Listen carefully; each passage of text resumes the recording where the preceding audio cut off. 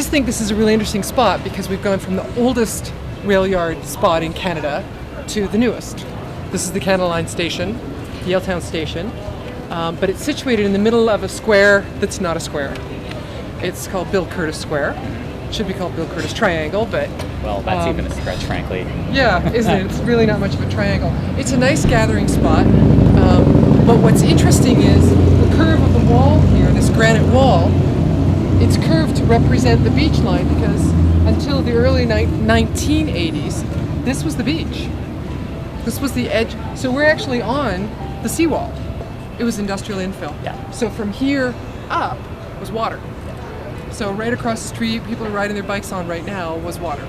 Yeah. So this is mainland, and mainland and Hamilton are the two main rail kind of dock warehousing streets. They are. They're the last ones. They were saved by the city. The city planning department decided in the early 1980s, 1981 and 1982, to save this area, to save the docks. Mm-hmm. The rest of the city did have docks, but they all got taken down and turned into regular city sidewalks. But this was named an H2 heritage area by the city just from the planning department. So the raised docks got kept because they were level with the rail cars. So you unloaded a rail car nice and level with the building instead of having to go up and downstairs.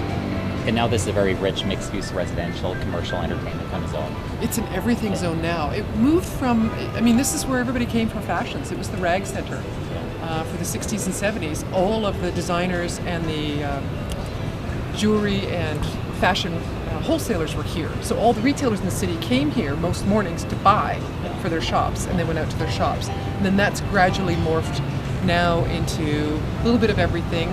There's 900 businesses in the area. There's just about 7,000 employees that come here every day. Most walk, so they live within the neighborhood. And about 15,000 residents who live upstairs. The Heritage District was capped in terms of how high this area could go. So for this 7 blocks, it can only go 6 stories high. A lot of restaurants in this neighborhood. Very bustling entertainment zone. Yeah, lots of patios. We have the largest patios in the city because we've got these giant loading docks that are used as patio space. Funny thing is, a lot of people think the docks are called docks because the water line was here, so boats must have come up here. They didn't. They're docks because they're unloading from the rail cars and the horse trucks. It's an interesting spot though. Actually, that building there, the 1152 Hamilton building, is the Otis Elevator building. The first elevator company in Canada. And they were building the elevators out of here. Ironically, they didn't put an elevator in.